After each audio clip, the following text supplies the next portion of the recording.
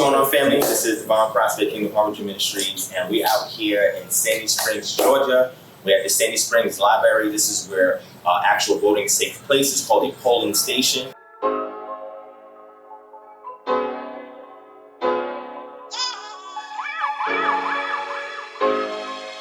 Okay, over here, if you look to the left, we have the official absentee ballot drop box. So a lot of people may not want to come and get on the line and have to wait and do the physical voting. So what the absentee ballot drop box allows them to do is they fill out a form with the candidates that they want to select, and they come in here and they drop it right in the drop box, and it gets counted as official vote.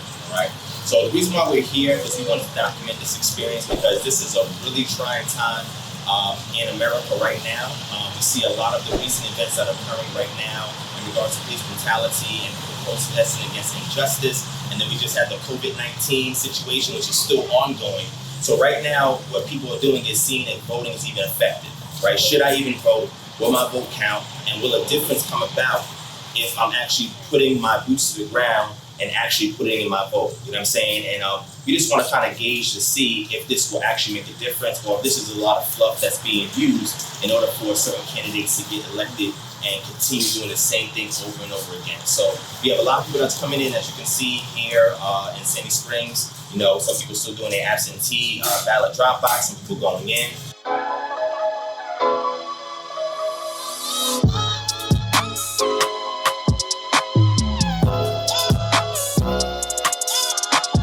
So right now we're in Sandy Springs Library, and it's a great time to be voting at this day and age. Given everything that's going on in society right now, this is an opportunity for people to make a difference. And also, as we're going along the journey, we should kind of see, you know, how prudent people are in regards to what their civic duty is to vote, right? Because this is one of many things that's going to be the catalyst for change in the next year or so. You know, right now, as you know, we're still in the middle of social distancing, right? Because of the COVID-19 pandemic that's going on. So they have these markers on the floor. If you want to take a look down here, it says 6 feet, and they're keeping a distance. So again, you can flatten the curve and ensure that people are not transferring the virus to each other, etc.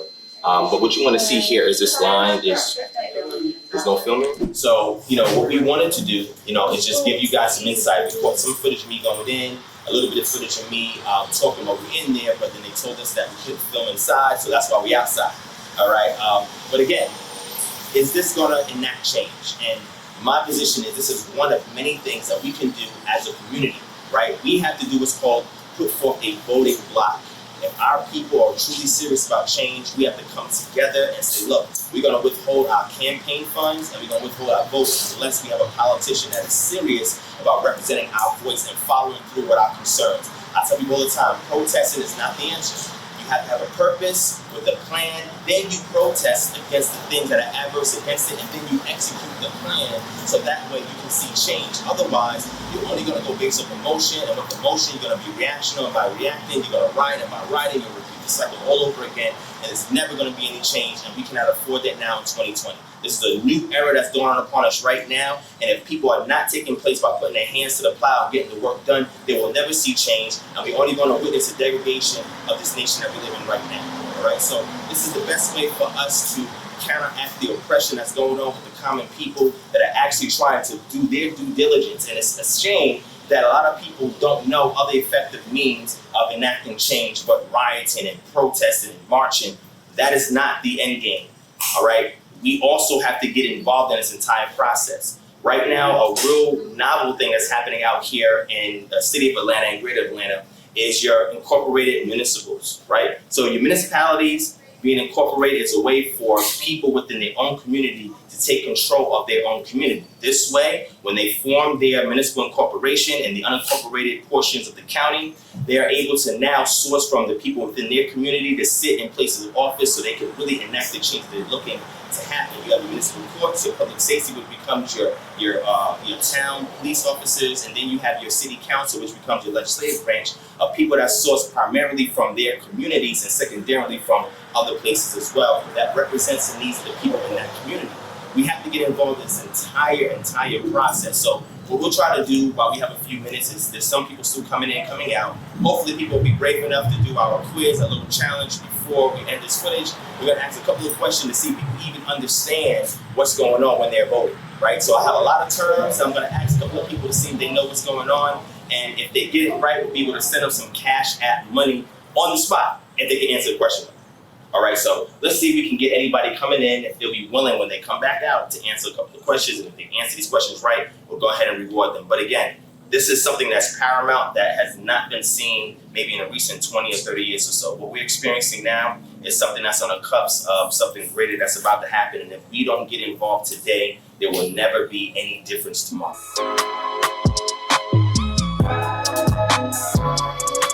Right now we're doing the quiz portion, all right? And this portion right here, we're trying to quiz the common people to see if they understand certain voting and political terms. And if they get the answer right, guess what? They win free money, all right? So I have this young lady here, very young lady. Did you just turn 21? Or this is your first time voting? It's not your first time voting, is it? Okay, yes. She said yeah. All right, would you be willing to give your name or an alias or something like that? My name is Hillary. Hillary, all right, so we have Hillary here. So I'm gonna ask Hillary a question to see if Hillary actually understands the process of what's going on there. She just did an absentee vote. We're not gonna tell you who she voted for. That's not what we're here for. We're just gonna ask you a question. So if you want, you can answer one or two questions. It's up to you. Go ahead. All right, so the first question is, what is a ballot? Can you define what a ballot is for us? In your own words, as close as you can to the legal definition, political definition, what is a ballot? A ballot is a form on which you vote for elected officials. That is really good. Do you think we should give it to her? Okay. I think we should. All right, so I'm gonna give you the official definition. A ballot is a list of candidates and proposed laws that voters mark to make choices. A ballot may be made of paper and marked with a pen or a hole punch.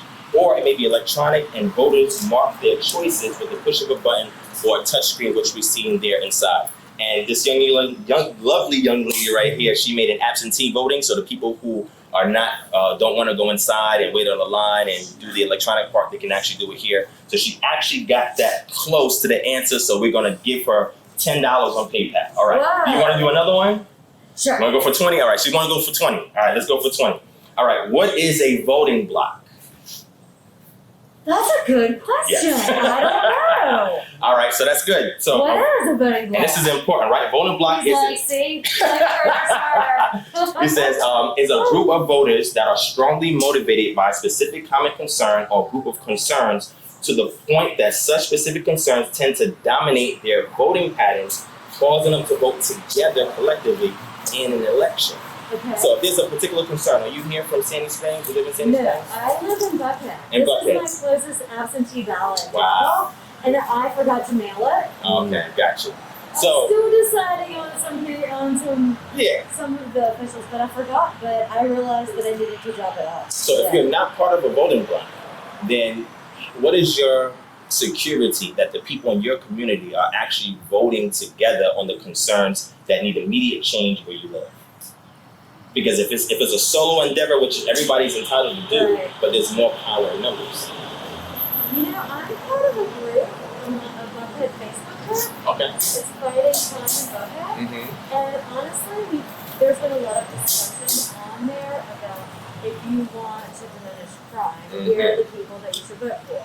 Okay, so then that's a voting that's block. a There voting you go. block. Yeah. Right, I was like, Yeah, okay. it's almost like on certain jobs where they do a lottery block where people Right. come together, they put in $20, $20. Sure. Let's go call these numbers, and whoever Yeah. wins, we get a portion of it. Got it. It's almost like that too. But in this time, you have laws that are being written that can either adversely change the Very landscape of where you live, intentional, or yeah. it can make it constructive.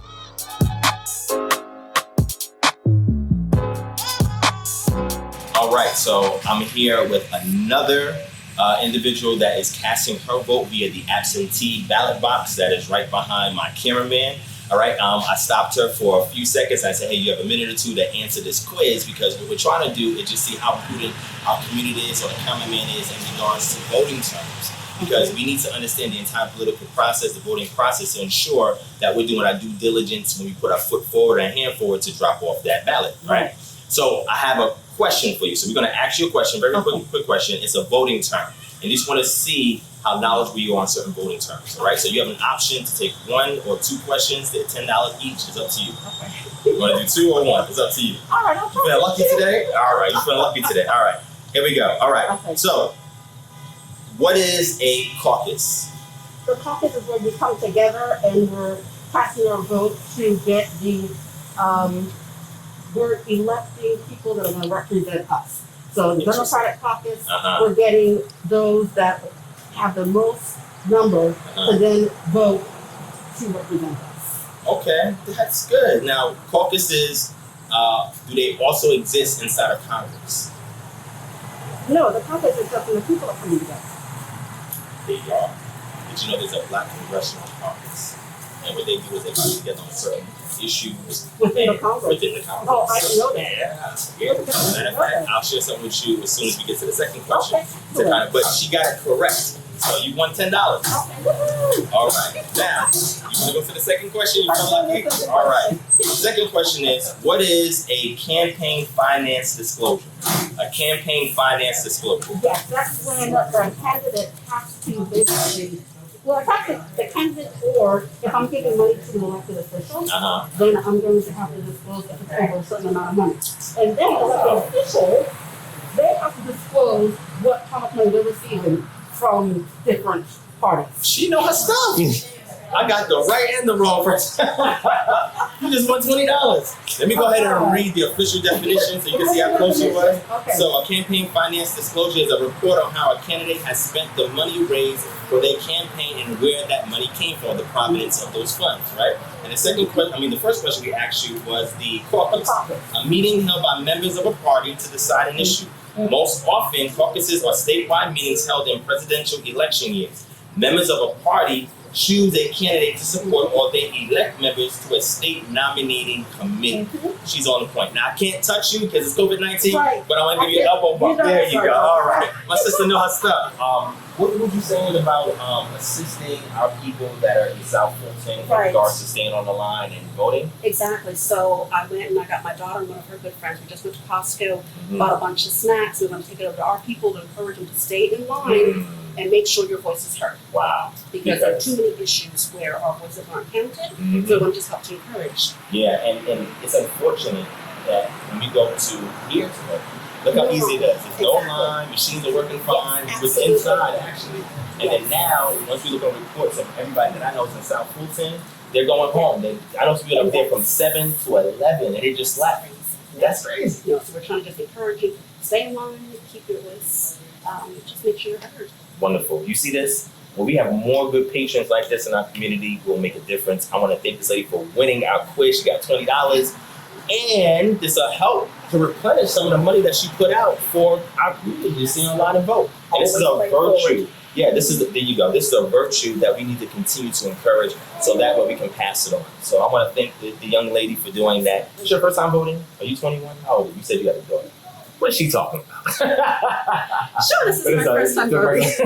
But it's great. So last question. Do you Yes. think that our votes are being heard? Do you think voting is efficient enough that we should come out of our homes, wait online, and actually just go through the rough force of opposition to actually push and vote? Do you think it's worth it? This is the beginning because this is where physically we can see each other out, we can encourage each other, but this isn't really what we do. There you go. There you go. But this is the start. This is start. There you go.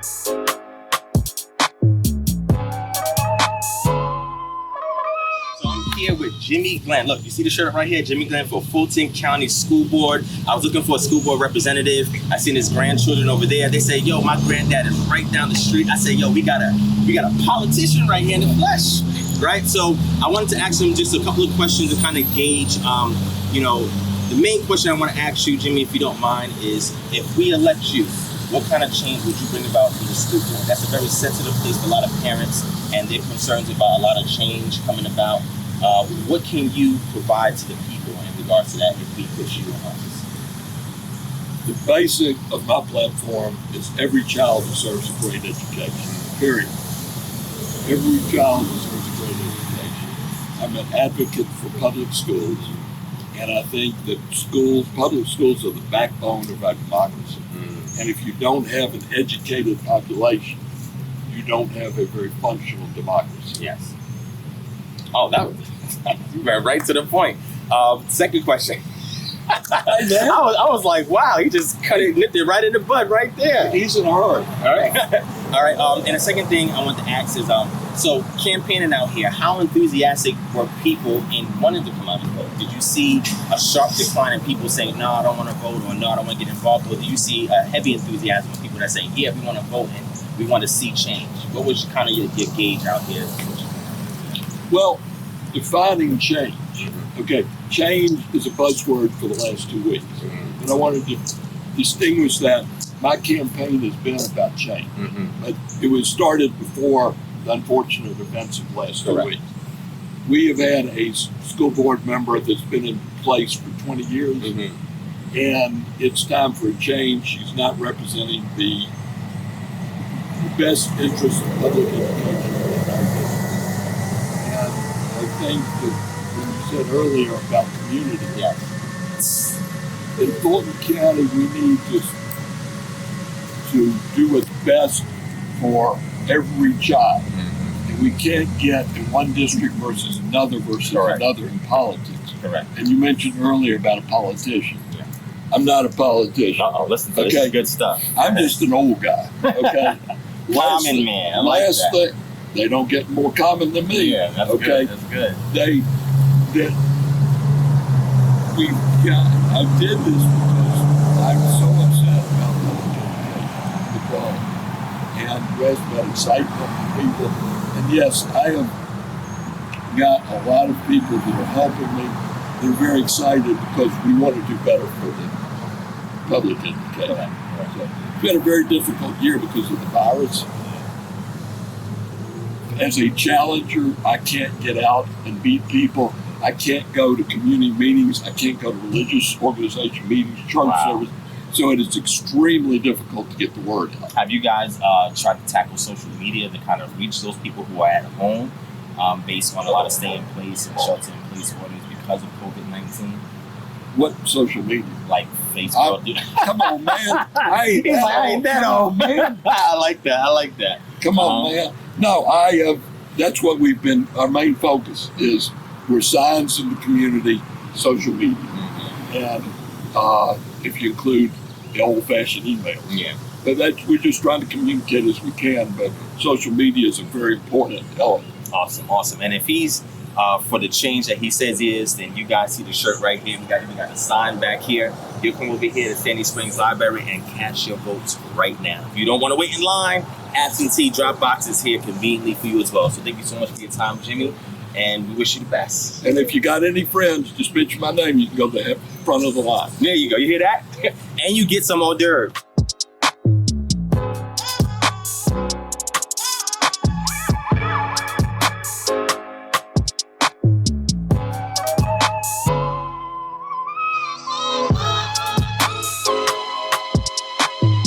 All right, so this is DivineProspect Human Harvest Ministries right here outside of College Park Auditorium, where the library is right here over to our left. And we just came out of the voting or polling station, and I bumped into this lovely family out here. We have an entrepreneur right here, Samara. She has specialties in sweets. She has her own business. So right here's our mom right here, facilitating and managing everything. And we was having a little bit of conversation in regards to looking at the differences between voting out here in College Park and voting in Sandy Springs, as we recorded earlier. And I just want to kind of get a little bit from them about a minute or two, just some information and some feedback. So as far as you've seen the people coming in here from what you witnessed, were there a big deal of enthusiasm? Did people seem to be kind of like unsure or uncertain? Like what did you kind of gauge from looking at the people coming in to vote? It's been a wide range, I guess. We've seen a few people just trying to figure out where they needed to drop their absentee ballots. So I don't know if that was really clear, especially from this side of the building. And people were anxious to get in there and get their vote in for sure. Definitely have seen that. I think it's getting close to closing, so they're ready to. Well, they said they got a court order to extend it to 9 p.m. They did. Well, that makes sense. They should. Yeah. And you was mentioning an issue earlier with absentee voting. Yeah, absentee And it seemed to be weird because, like the other gentleman was speaking, is some people try to do it online and have an issue, but if you did it by mail, it was fine.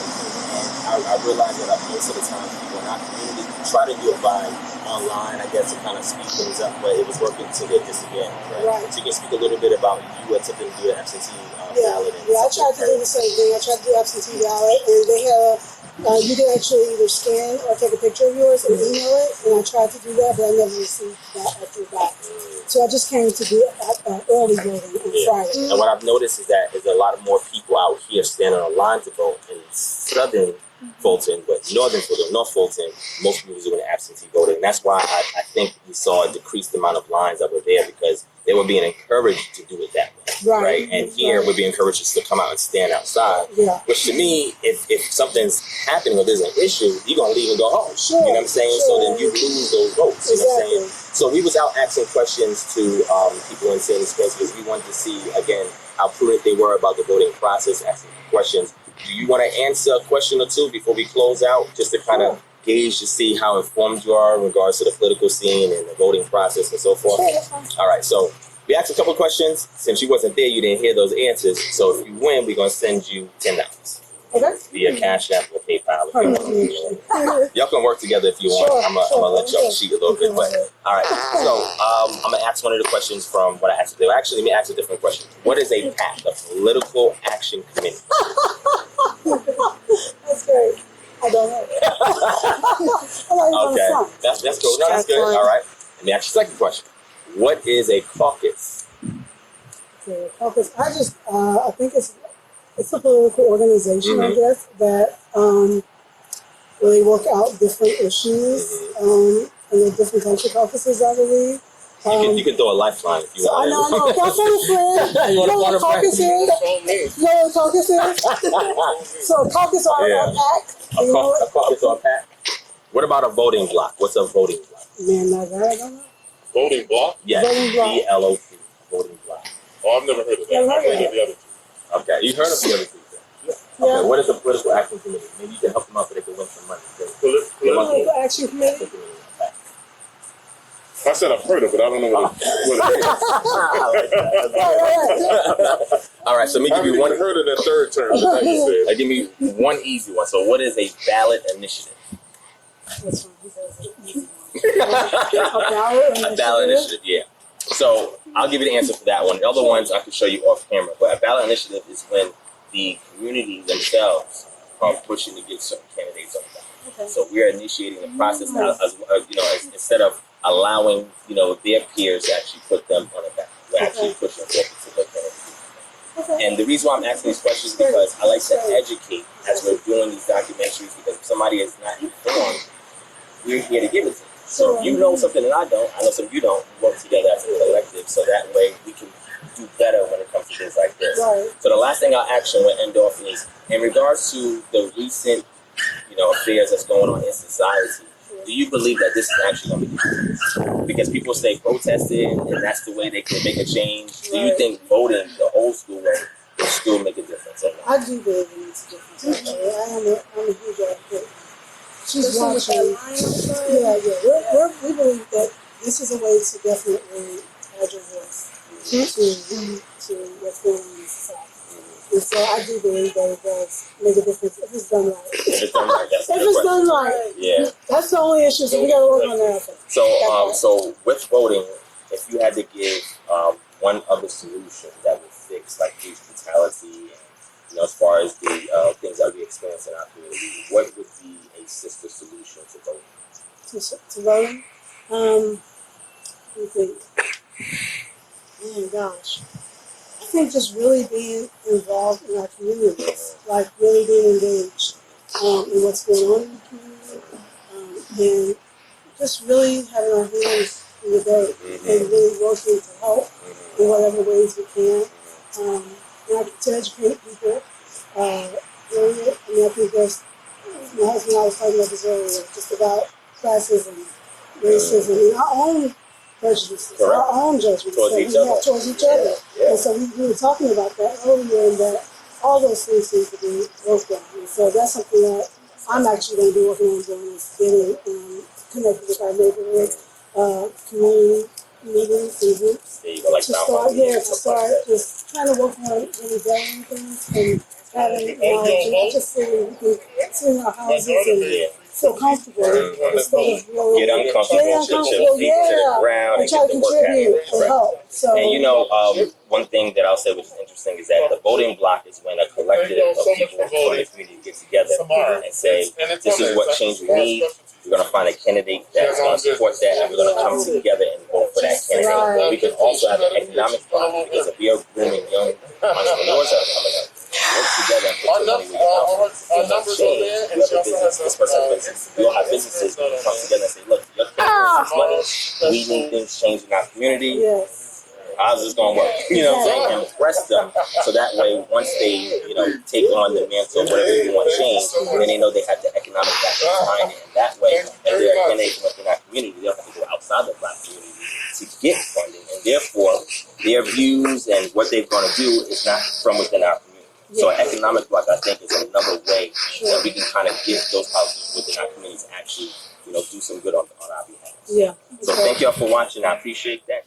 All right, everybody. So you just checked out that footage you guys saw with me going to those locations and interviewing the people and getting a little bit of footage inside the polling stations. Very interesting seeing the, dynamics between when we was in Sandy Springs as opposed to when we was in College Park. One being part of North Fulton, which is predominantly, white individuals, and then in the South Fulton area, which is predominantly Black individuals. All right, so the experiences there, as you can see, my objective was to visit both places, polar opposites, and kind of gauge, the atmosphere there in regards to the prudence of the actual voters and just kind of see what was going on with the scene, because earlier in that day there was so many issues that was going on. So I wanted to do some investigation myself and bring it back here to you. So when we was in Sandy Springs, again, it was a predominantly white neighborhood. And in Sandy Springs, we seen that there were little to no lines. And when the lines did form inside the polling stations, because it was at the library, everything just flowed naturally, right? There was no obstructions, no intrusions, and there was no issues with the machines that they were utilizing. One thing that I did notice is that in Sandy Springs, there were more absentee votes. So there was a drop box that's right in front of the library, and people were coming and dropping off their absentee votes, as you guys seen in the footage. And just seemed to be more effective, right? Because this is a way to minimize, reduce lines, and as well as people can do it on their own time. Anytime during the day, come and drop off their absentee votes. It was a really nice area, where the Sandy Springs Library was at. Actually, we also saw some the actual politicians that were out there as well, school board officials, you guys saw in the footage, as well as other people that was there as well. So, I had to be very diplomatic in speaking with them. I didn't want to put them off. I didn't want to scare them away. So this is why my approach was the way it was. So that way, in confronting them, and kind of being objective to get information out of them, we can kind of see, what their perspective is in regards to why they're voting, what they're doing there. So in Sandy Springs, we saw the officials there. When we went to College Park, didn't see any officials out there. Were there officials there? Possibly. I wasn't there since 7 a.m. in the morning. But when I was there was no officials there. Nobody greeting anybody, campaigning direct there. It just wasn't there, and these are some stark differences. In College Park, there was a line. Okay. Also in College Park, I didn't see too many people doing absentee votes. And I learned by investigating the reason why, at least from somebody firsthand, as to why there weren't a lot of absentee votes in more of a predominantly Black community in College Park. And the reasoning from it, based on, as you guys saw in the footage, was I was told that they were having difficulties when they were submitting their absentee votes online. Most people that were doing it were either doing it online, by fax, or by mail. From what I gauged, not just from a Black individual there, but a white individual that also lived in the College Park area, they weren't able to get their absentee vote ballots in time in order to submit it. And the reason why they said was because they did it online, and they realized that the people who were doing it online, they were having more difficulties getting their absentee voting ballots to actually submit them.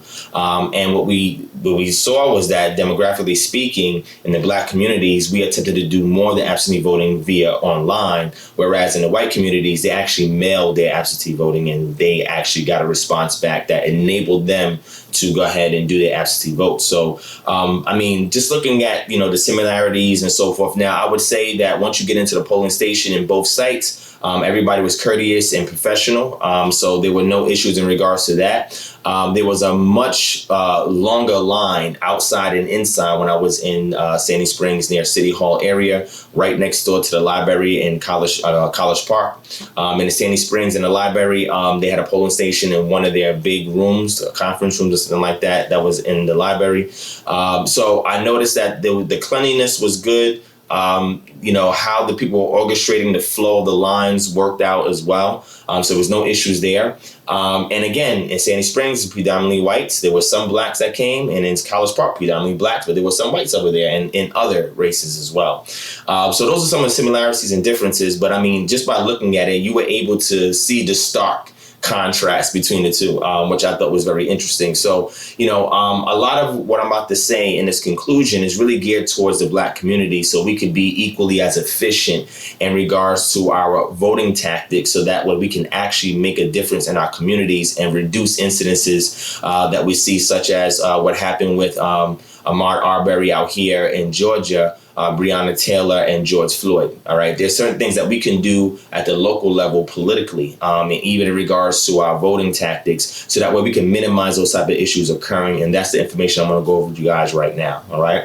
All right. So I went ahead and gave you guys the intro. So now let's delve into a little bit more of the meat and potatoes. So we can kind of get an understanding of what's going on here. Right. So the best we can survey the scene, and we can make fine-tune adjustments on the fly, and not just on the fly, but tactically as well.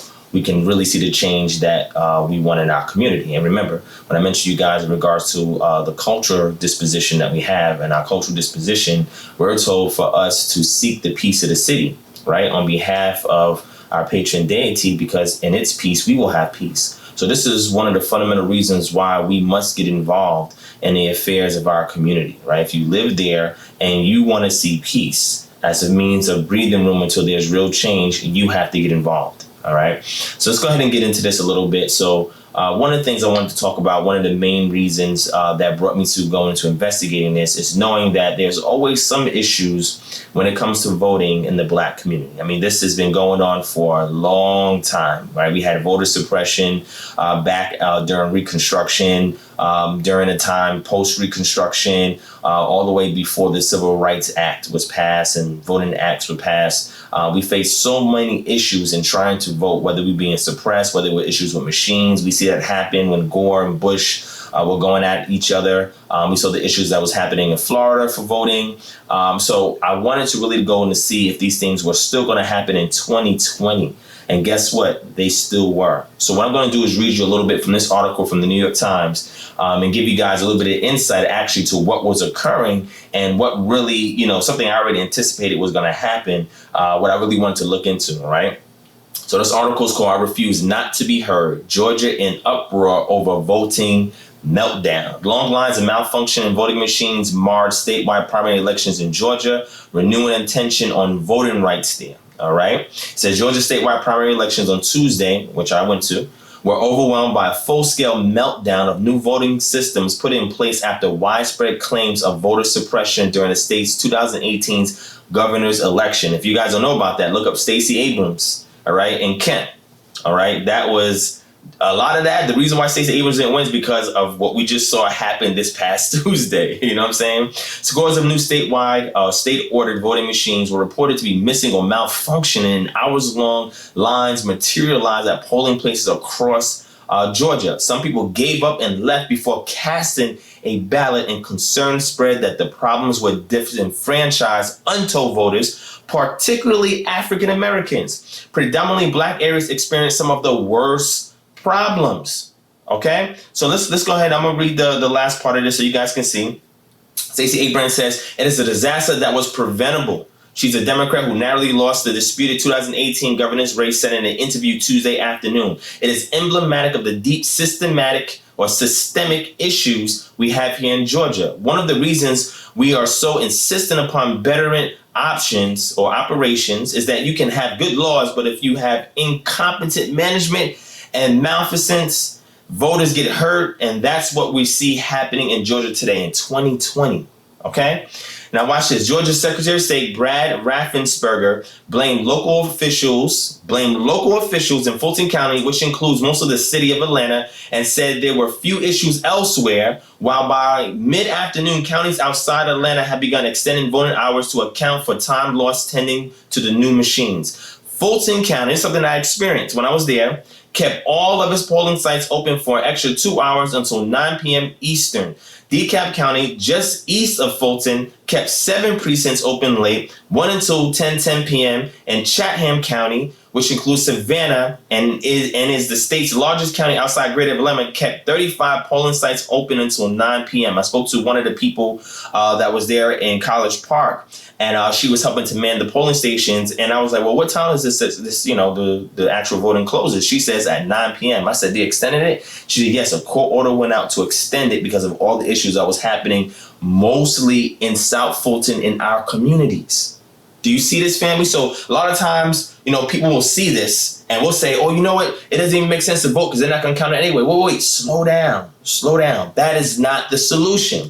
The solution is, how do we address these type of issues? So I'm going to give you one of many solutions that we can approach in order to solve a solution like that. Absentee voting. Remember, I told you guys the issues that we were having with absentee voting in our community. Most people were not doing it, or they were having issues. Well, you have to get these issues resolved in advance, at least 180 days prior to the actual election. You have to make sure you get your absentee voting in, and it's best to do it by mail or by fax. Yes, you can do it online, but there's so many issues that can happen online. Do it by mail, and when you mail it off, get a receipt from the post office, okay? You mail it off or you fax it. Okay, you can email it or you can send it online, but looking at the issues we're having, I would say mail it or fax it. Okay, that's one of the things that we can do. Absentee voting. You may say, well, how do you do absentee voting? Let me get into that with you guys briefly, real quick, so you can understand what absentee voting is. All right. So absentee voting, to vote by absentee ballot, you must first fill out, sign, and submit an absentee ballot application. You can do this online, by mail, by fax, or in person. Submit your absentee ballot application by the specified deadline. Absentee ballots may be requested anytime between 180 days prior to the election and the end of the business day on the Friday before the election day. View a list of upcoming elections and registration deadlines on the Secretary of State's election calendar. Okay? Fill out and submit your absentee ballot. After your county's election office reviews your application, you will receive your ballot at either the postal address or email address you noted on your application. The time frame for receiving your absentee ballot will depend in part on the type of election being held. You can read the Secretary of State's Guide to Absentee Voting for details. All right. Now, again, this is one of the methods that was approached and that was performed by North Fulton County. And this is why a lot of the white individuals that lived there were in and out. They show a reduction of lines. They had more competent people working the machines. The management was more on point. And this is something that I saw in stark contrast to our community. We had longer lines in our community. There were more hangups in regards to working the machines, all because we were not taking advantage of one of many things or options that was given to us, so that way we can avoid these type of problematic scenarios, okay? So that's one solution in which I propose that we should be focusing on, so that way when these physical things happen or mishaps happening, we have an alternative, all right? Now, before you can do this, you have to be registered to vote. That's extremely important because most people are not registered to vote. If you've moved somewhere recently, you go into a different county, you must register to vote. Otherwise, you cannot even get your foot in the game. You can continue to be on the sidelines yelling and screaming, but if you're not in the game, you cannot score the basket. Okay? So what is the requirements in regards to being able to vote? Well, it varies from state to state, but everything essentially, if you look at it, is pretty much basic or standard. And the most important thing in regards to it here, at least here in Georgia, is you have to be a citizen of the United States, you have to be a legal resident of the county, and you have to be at least 17 and a half years old, not serving a sentence for conviction of a felony involving moral turpitude, and have not been found mentally incompetent by a judge. So if you're able to pass all of these things, you can register to vote. And once you register to vote, then you can go ahead and put your submission in for your absentee ballot. Now, I'm not deterring anybody from physically going there, because what I would say is once you go and drop off your absentee ballot, stay there and survey the scene. Educate other people there who may not be aware right? Encourage them to stay on lines. And you'll see in the video, I was speaking to that black sister that came to Sandy Springs, and we did a little quiz with her. She actually went to South Fulton, where she had other family members at, to encourage them to stay on that line no matter what was going on. Some people was on that line from 7 a.m. to 12 for hours. And a lot of our people said, look, I'm leaving, I'm going home. This is crazy. And that's a testament of how much patience that we actually have in our community, and we failed, right? But it wasn't our issues because of all the mismanagement behind it, all right? So again, register to vote, take the absentee voting option, physically show up at the polls, encourage your people to stay on that line, and give them other options like absentee voting that they can do themselves if they get frustrated and want to leave. The sister went out there with food, drinks, snacks, and all of that to encourage our people to stay on the line. When I was in College Park, there's another thing that I saw. There were people on the sidelines that were saying, yeah, stay in line, go ahead and vote. I was like shocked. I'm like, wow, this is amazing. But you didn't see that in Sandy Springs. You only saw it in College Park. But I commend those people that was out there. And as you can see, you saw the young entrepreneur that in the video at College Park. She and her family, because she has her own business at 15, was out there giving away free cookies to say thank you for voting. Thank you for participating. Doing your civic duty. I was amazed at how our people can rise above any challenge that gets thrown our way. We are remarkable people, man. If we're given the opportunity, we can exceed any other group on this planet by leading them to do the right thing. So with that being said, transitioning over to the next thing. We know a lot of the current events that are happening, but I want to sum it up in one sentence so you guys can understand what's going on, all right? The root cause is political misrepresentation due to skewed statistics, which is by design, because there's things that are done in the background so that statistics can look a particular way, right? And this leads to certain biases that permit police aggression. Let me say that one more time. The root cause is political misrepresentation due to skewed statistics by design that leads to certain biases that permit police aggression. So when we saw what was happening to George Floyd with a knee in his neck and the man died from asphyxiation, you think that the issue was just right there, the fact that the police officer had his knee in his neck? No. That is the symptom of the disease. You have to study the entire pathology from infection to symptom to the prognosis or whatever the end result is. So all we saw is a symptom of a disease that's been plaguing our community for a long time, which is political misrepresentation. And that is due to skewed statistics, because all of that is by design so we can continue to be disenfranchised, so our voice could be smaller and smaller. And you know what we do as a result? We protest to make our voice louder and louder. But then once we get center stage, they say, well, what is your plan? What is the next step? What strategy would you like us to implement so that change can happen? And most of us don't even have a voice. Remember that incident when Black Lives Matter got to Hillary Clinton and they finally pushed their way to Hillary Clinton, and then she opened up the floor and asked them, well, what do you want? Almost clueless. They didn't have a plan before they protested, so when they got the stage, they had nothing to present. We have to do better, and we will do better once we are more informed, and that's why we're doing footage like this. All right? So by protesting and yelling due to police violence and mistreatment of people in the Black community, does protesting make a difference? Yes, it does, because once we're yelling and we are unified. Now watch this. Why did protesting work this time as opposed to all the other times in recent memory in which we had Freddie Gray that died, right? Sandra Bland that died, right? Eric Gardner that died, right? So all these other Black people were killed, but we never seen any kind of real reform behind it. Well, why? Well, because of COVID-19, due to the coronavirus, which is the causal agent for the disease, guess what happened? They shut down all of the entertainment scenes. You couldn't go to the movies. You can't go to bars. You can't go to clubs. You can't go to sporting events.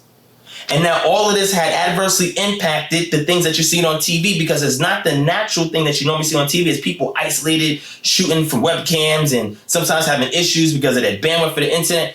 All the distractions were shut down. People were placed at a stay-at-home order, shelter-in-place orders. We had curfews that was implemented, social distancing.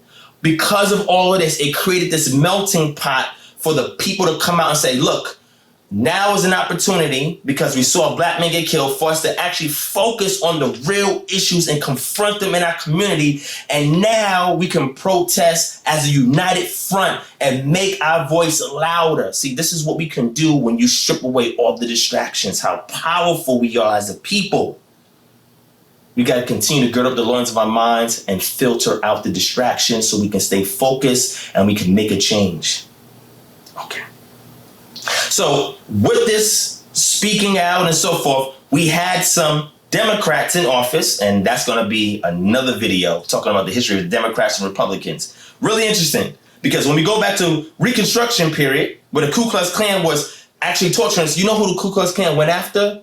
They went after the white Republicans. They went after the black community and white Republicans, because most black people were Republican because they're the ones that were pushing for change in the black community. The Democrats were supporting the Ku Klux Klan, and they were the ones that were trying to keep the black folk suppressed. But now today, black people, we vote Democrat. Now, I'm not telling you who to vote. That's your decision. All I'm simply saying is look at the people in these parties to see if they best represent your voice and they best represent your cause. And there's voting tactics that we're going to get into that I can show you what you can do to force change and press them if they don't want to hear what you have to say.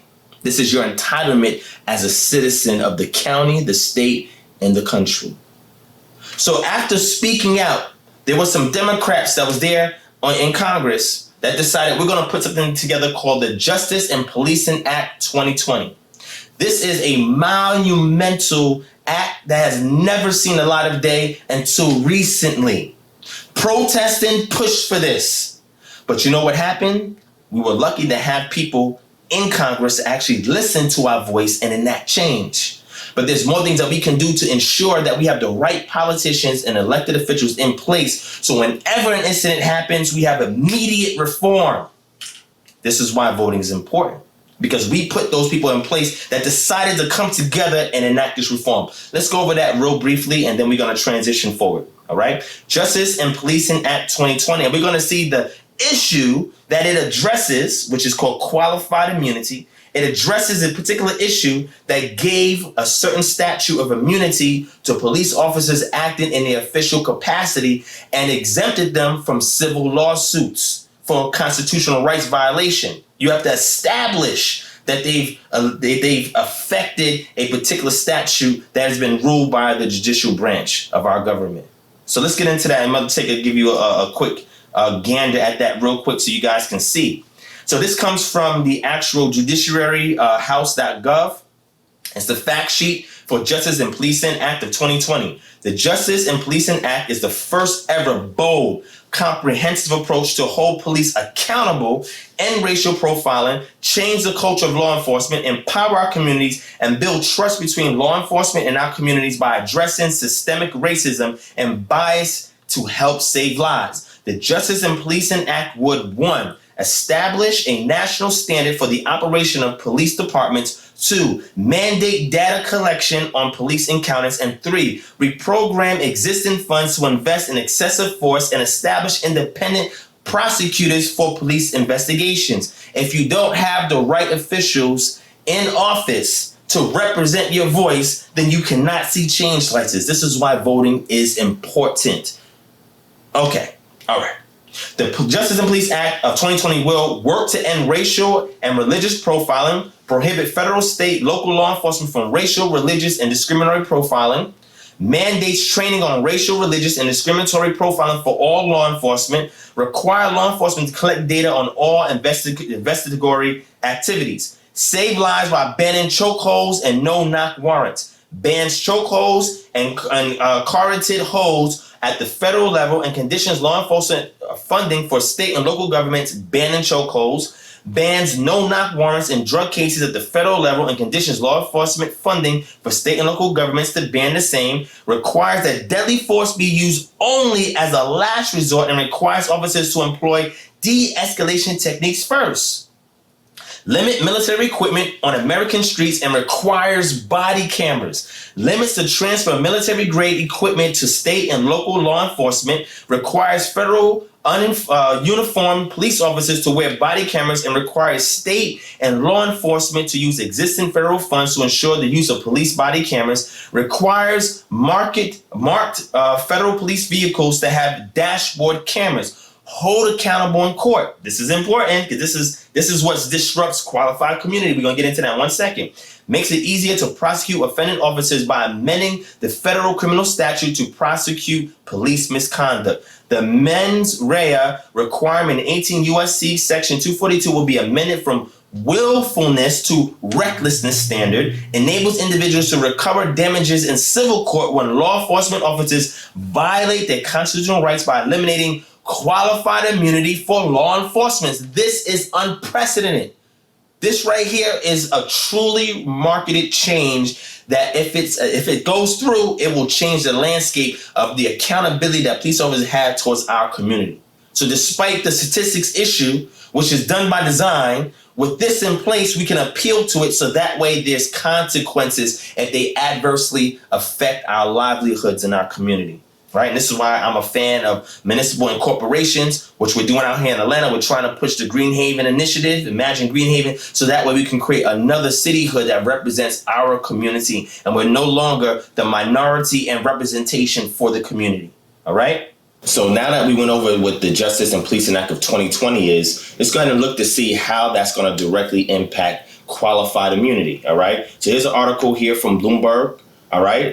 It says the Justice and Policing Act of 2020, introduced by House Democrats this week, contains a provision that is likely to become the subject of lively debate. The provision effectively eliminates the legal defense known as qualified immunity for state and local police who get sued for violating citizens' civil rights. The proposal is extremely important from a symbolic perspective. The Supreme Court has used the doctrine in recent years to send a message to lower courts that it wants less litigation against police. Now is the time for Congress to send the opposite message. Lawmakers should make it clear that police should not be immune from responsibility when they break the Constitution. The doctrine of qualified immunity muddies the principle of equal justice under law, nor is qualified immunity contained in the text of any federal statute. It was invented by the Supreme Court in a series of cases, more importantly, the 1982 decision of Harlow versus Fitzgerald. The basic idea of the doctrine is to create an exception to the important civil rights statute known as Section 1983. That law, whose origins date back to 1871, says that a state or local government official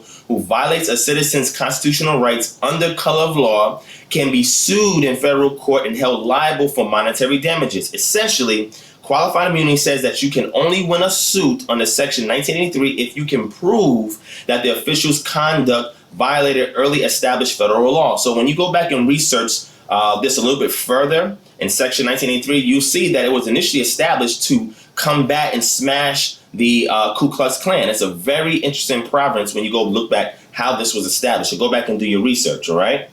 It says to prove that you generally need a judicial precedent describing the specific conduct as unlawful, which in this case does not exist in the George Floyd case where the police officer having his neck in somebody's knee in somebody's neck and actually causing a person to asphyxiate and die. All right. So therefore, you can't appeal to it because there's no precedent that has been set just yet for that. All right.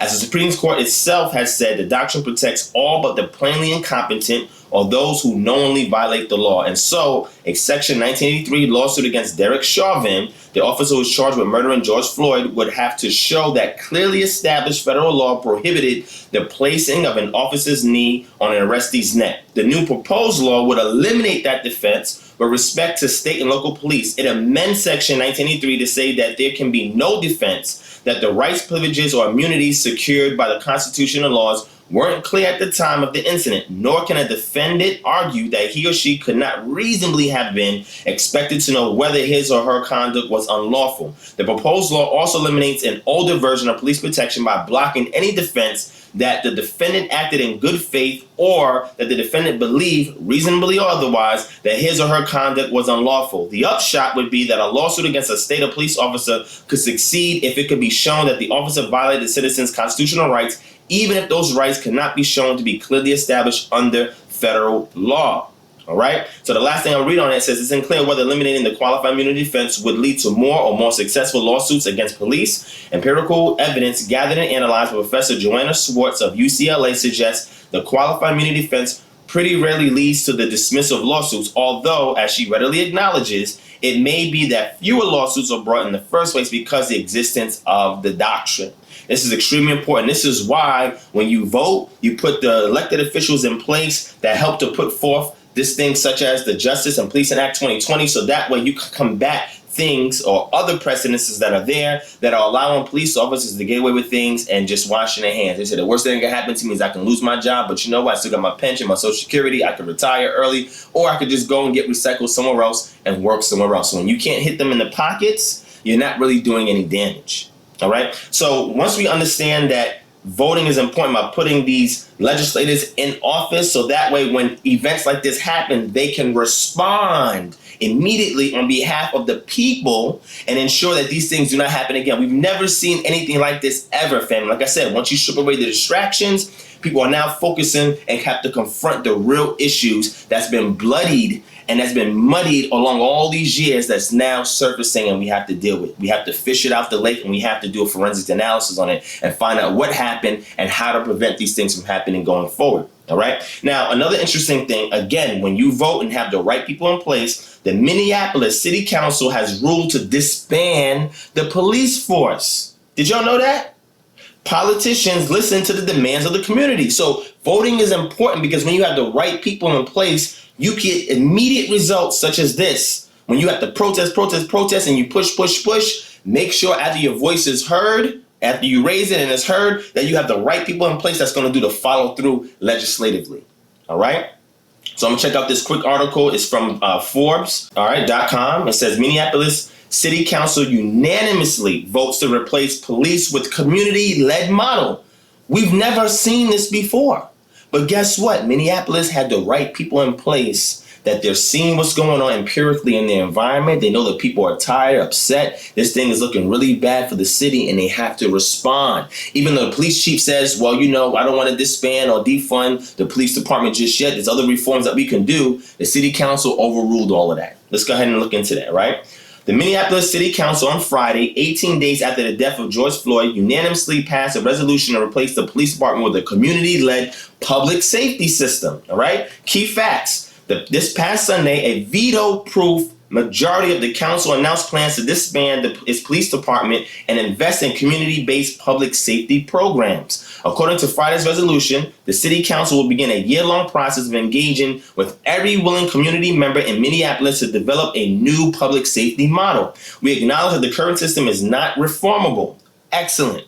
That we would like to end the current policing system as we know it, Council member Alondra Kano said. The council declared it would create a transformative new model of public safety in the city. A future of community safety work group will be formed and will include staff from city departments, including the offices of violence prevention and civil rights. And the council also voted unanimously on Friday to end the local emergency order that had been declared due to protests in the wake of Floyd's death. Although the city's mayor, Jacob Frey, has stated he does not endorse the full abolition of the police, he said this week he supported massive structural reform to revise a structurally racist system. However, the city council was unanimous in the decision, so it didn't matter what he said, all right? The murder of George Floyd on May 25, 2020 by Minneapolis police officers is a tragedy that shows that no amount of reforms will prevent lethal violence and abuse by some members of the police department against members of our community, especially Black people and people of color, wrote 5 council members in the resolution. The council has commissioned a new work group to deliver recommendations by July 24th on how to engage with community stakeholders to transform the public safety system. Several Minneapolis police officers issued a public letter Thursday condemning the killing of George Floyd, embracing Chief Madaria Arradondo, and vowing to work towards regaining public trust. The letter obtained by the Star Tribune says it represents how the vast majority of Minneapolis police officers feel. We want to work with you and for you to regain our trust, it reads, okay? So now we understand that when you have the right legislative representatives in place, after you've protested and showed your disdain for any kind of civil unrest, any kind of outrage, anything that is injustice, now you have to follow through after you protest. So now you see the power of voting and putting the right people in place, because we've never had anything like this ever in the history of Minneapolis. This is why voting is important.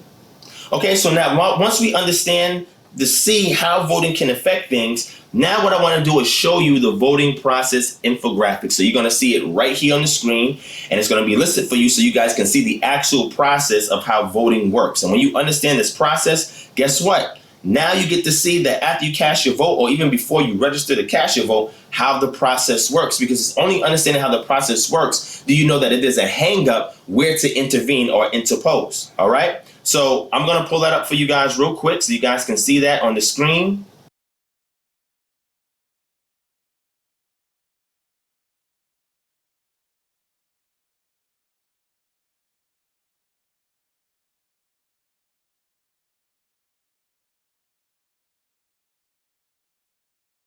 All right, so now that you guys saw on the screen the voting process infographic, now you see how everything flows, how everything works. Okay, so with that, we're almost done, family, right? I want to hit home on discussing voting tactics that we can utilize to have a more effective outcome once we cast that vote.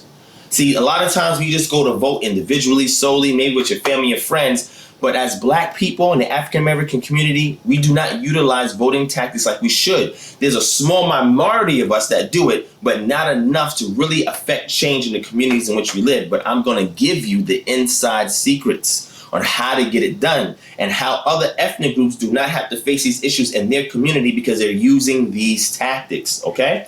So here's the first one that we have to understand. And again, I'm gonna go through some of these tactics, right, in terms. It's gonna be in alphabetical order, and then I'm gonna go and expound on a few of them, and we out of here, all right? So the ballot initiative, if you guys saw the video earlier, all right, you saw that one of the quiz that I asked is, what is a ballot initiative? A ballot initiative is a proposed law drafted by citizens, you guys, and placed on the ballot. Citizens will vote to approve or reject it. Ballot initiatives are usually drafted by groups who are passionate about an issue. So if there's an issue that you need to know, that you know, or you think others need to know, that need to go on that ballot, you discuss it amongst your peers, you know, amongst your community, and guess what? You push to have a ballot initiative so that way it could be voted on. All right. Now, it's going to vary depending upon what city you're in, what state, what county, but ask for the ballot initiative as a group, as a collective. And if there's anything that you feel needs to go on that ballot to be voted on, you guys have the power to do it. It's called ballot initiative. All right. The next one is a voting block. This is extremely important. A voting block is a group of voters that are strongly motivated by a specific common concern or a group of concerns to the point that such specific concerns tend to dominate their voting patterns, causing them to vote together in elections. So police injustice, right? Injustice against us on behalf of the police brutality, police murders, all of this thing. This is one of many issues in the Black community. You have structural racism, you have redlining, you have a whole bunch of other things going on in the Black community. But what I'm saying is, as a community, if we can get together and create a voting block, B-L-O-C, then that means the concerns that we have as a community, we're going to vote. So that way laws are passed. Once we do the ballot initiative, set up the voting block, and then vote on those things so that way we can get things passed, and we press these politicians to pick up these laws. So that way these bills, they can create a bill and they can put it on the Congress bench and they can turn it into a law, so that way it can best affect our community in a way where we can see constructive change. All right. The next one is a political action committee. It's a group organized to raise money and support for a politician or cause. So that ballot initiative that you want on there, that law, and then a particular politician that's going to support that, you guys create a political action committee and you come together to raise funds to make sure you get that cause or that law on that ballot, and you make sure that you have the funds for the campaign of that politician to support it. So this way you get further and you get to see the change that you want in your community. A recall election. This is also powerful. Again, the power that you have as a citizen voter. Your civic duty is to ensure that you're doing all these things to get the most out of your voting. It has to be done as a collective, family, right? Recall election for voters to choose whether to remove an elected official from office before the end of the official's term. A recall election can generally take place if enough voters sign a petition. You go to petition.org and do it yourselves. Sign a petition asking for one. Rules on the number of voters needed and the officials who can be recalled are different from state to state. So investigate. All right. Go ahead and look up these things in your city, in your county, in your town, in your state. If you have an elected official who's not doing what he's supposed to do, like if you're trying to get certain reforms and they're not doing it, you're going to look up to see how can we do a recall election. You'll set up a petition on petition.org. You get as many voters to sign that petition in your community, and you push it before the city council to get whoever or even them up out of there, and you get other elected officials in their place. You can do this. A lot of us don't even know we have this power, but you do. All right? The next one is your town hall meetings, a setting in which candidates for office answer questions for voters. So now, let's say, for example, there's a potential candidate that you want to carry these laws or carry the cause that you have in your community. You want to make sure that he's going to stand by everything he said he's going to say, not just orally. You pin him down to a town hall meeting. You allow him to be scrutinized by the community. You ask all the critical questions you can, and you hold him to his word. You get it on record, create a transcript of the town hall meeting, and you record it. You do it orderly and visually so that when he goes to, be elected by you guys, he is supporting your cause and you can hold him to what you have. You have to screen these guys before they represent you. And this is why you have to call these town hall meetings. All right. And then you also have to get your campaign finance disclosure, which is a report on how a candidate has spent the money raised for their campaign and where that money comes from. So any candidate that's going to represent you or just that's in office, you make sure you do a campaign finance disclosure to see who's funding him. Because if there's other organizations, corporations, or other entities that are funding those politicians and their agenda is adversely going to affect your community, you have to get that information so you know the provenance of where he's getting his money from, because that's who he's going to support. And you tell him, look, we're going to do a political action committee and raise the funds for you and make sure that you are appropriately compensated for representing us, the people. You have that power. You guys can do that. All right?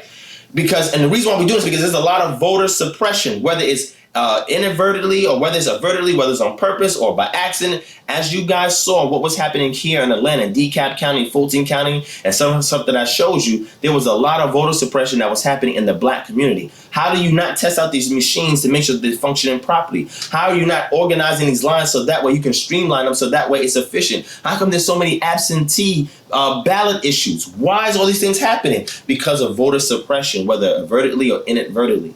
So this is the things that we must combat. Voter suppression is any attempt to prevent eligible people from voting or forcing them to vote in a certain way. The attempt may be made by an official, individual, group, or it can be an accident, quote unquote. We must combat voter suppression. This is why our people don't want to vote, because of voter suppression. But I just told you all these other terms that if you understand them, you can apply the tactics and you can get around voter suppression. Because if the officials in office don't do things to fix voter suppression, like what's happening with these polling machines, guess what? Do a recall election and say, we're going to get a petition and get you up out of here unless y'all fix this. You have the power to do that. And the last thing is what's called tactical voting, which is a little different than voting tactics that we're talking about. But what is tactical voting? In voting methods, tactical voting occurs in elections with more than two candidates. When a voter supports another candidate more strongly than their sincere preference, in order to prevent an undesirable outcome. So let's say you like this guy, he has good charisma and so forth, but he's not going to carry the causes that you want, but there's a minority candidate that will. You have to say, look, even though I like this guy, he's not for us. We try to get him, but other people are financing his pockets. This little guy, he's willing to do it. So you know what? We all going to vote for this guy. So you can be all Republican, and I'll give you an example real quick, right? So right now, you have the HEROES Act that has been drafted up by the House, okay? Because the Senate is controlled by the Republicans and the House is controlled by Democrats. They put up the HEROES Act, which is going to be a $3 trillion compensation for the unemployed, for businesses that are struggling, etc. Now, this is coming behind the CARES Act, right? So they drafted this out so you can get another stimulus check, so they can extend your unemployment, and there's other benefits for small businesses, etc. Now, your Republicans, which is your senators, they decided, no, we're going to wait on this. It's not that important. So we're waiting on them to say, hey, yes, we're going to support this. They're saying we got to wait to see what the numbers is for unemployment in May and June before we even consider debating this and putting it forth. So why is this important? Because if you are voting Republican, but right now you're unemployed, right now you need another stimulus check, right now you need extended unemployment, guess what? You would typically vote Republican, but in this case, because of the Democrats supporting you, you're going to say, look, we're going to go behind these Democrats because they have something that can positively impact our community. So we're going to do tactical voting and vote for them. That's how it works. Go to https://ballopedia.org, and you guys can see the link right below. It'll be right here on the screen.